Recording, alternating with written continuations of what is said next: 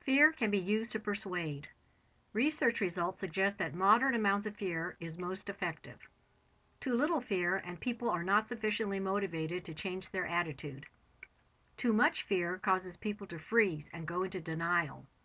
The trick is to find out the correct amount of fear for the target audience that will motivate the greatest amount of attitude change. It's scary to think that you could hit someone while backing out of your driveway. Is this scary enough to make you want to get insurance? Accidentally breaking a window while playing ball sometimes happens. Does this generate enough fear to motivate behavior to buy insurance? Blue Cross uses fear to scare consumers to buy insurance. This series of Volkswagen commercials generated criticism from some who thought the advertisements used too much fear. You can decide for yourself. Gives me the feeling like she's not listening to me. Have you tried not saying like every other word? What? Remember your ski trip story? Yeah. I was going down the hill and this guy cut me off and there was a crowd No, and come on, that's and I was not me. look, stuff either happens or it doesn't happen. Stuff doesn't sort of happen.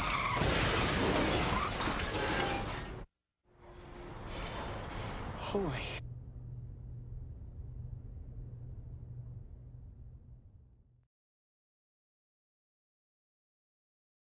Like Volkswagen, Hyundai also used fear in its persuasive appeal. Different from Volkswagen, Hyundai wanted to remove fear as an impediment to the purchase of a car. In the wake of the 2007 economic meltdown, consumers were afraid to buy big-ticket items like cars. This is despite the fact that all three big car manufacturers announced unheard-of discounts. Hyundai responded to this situation by lessening the consumer's fear. The Hyundai Assurance is a vehicle return program that lets consumers return their vehicle in case of certain life-altering circumstances like loss of income. Sales increased by 20%, and as of early 2011, only 2 cars have been returned. Whenever you buy a new car, you have to sign a contract. But what about the company selling it to you? Where's their signature? Introducing Hyundai Assurance. Now, finance or lease any new Hyundai, and if you lose your income in the next year, you can return it with no impact on your credit. Sound too good to be true? Come and see us and we'll put it in writing for you. Visit HyundaiUSA.com for details. In the United States, cigarette packages come with warnings. Warnings are part and parcel to cigarette ads. By law, warnings must be provided.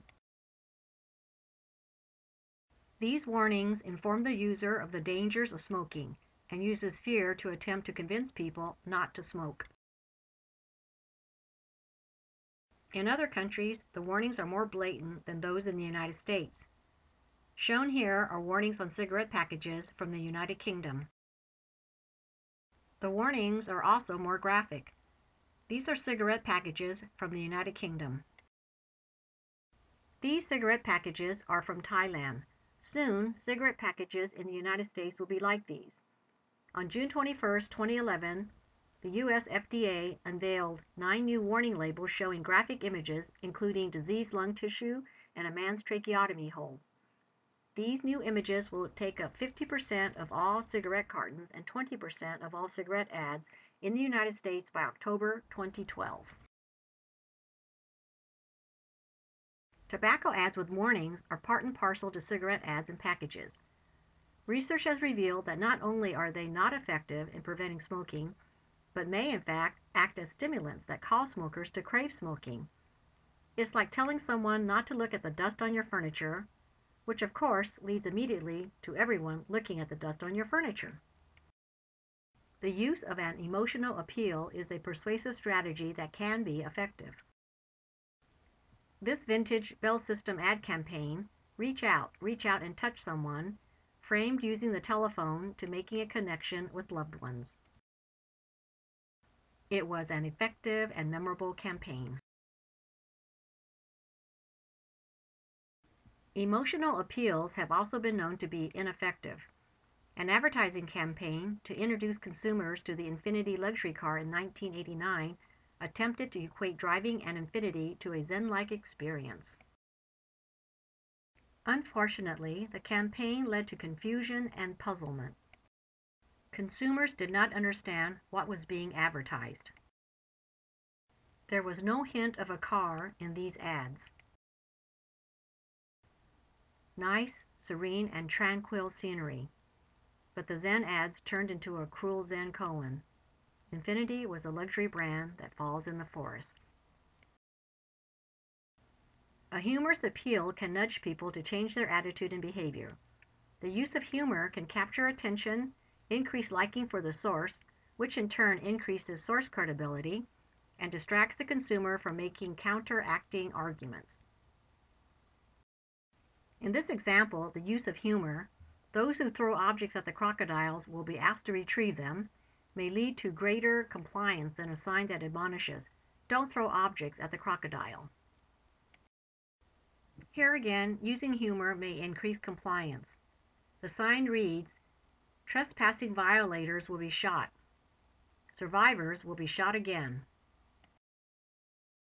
This advertisement's use of humor is quite memorable.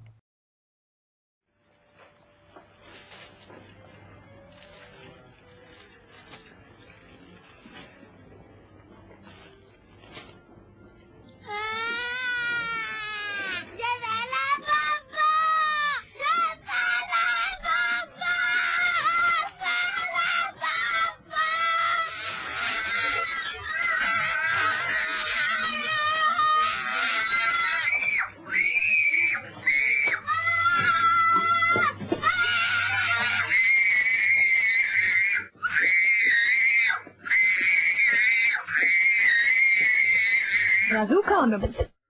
Fun, sexy, safe. Now take a look at this advertisement.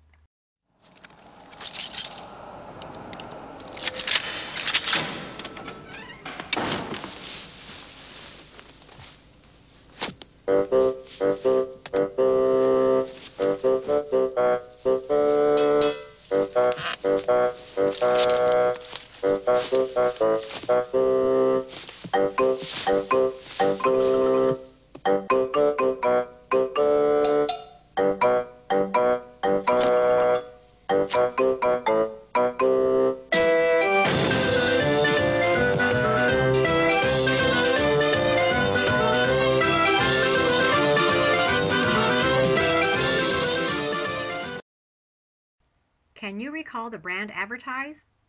You may have found the commercial humorous, but you may not recall the product being advertised. If this is the case, the vampire effect is one explanation.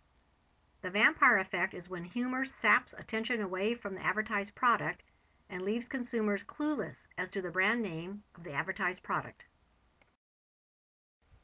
The use of sex appeal will capture attention. But research has shown that sex appeal will more likely result in attitude change if the product is related to appearance. This advertisement features Paris Hilton eating a Carl's Jr. hamburger. The use of sex appeal did capture attention and stirred up controversy. But its effectiveness in changing people's attitude or increasing patronage is questionable.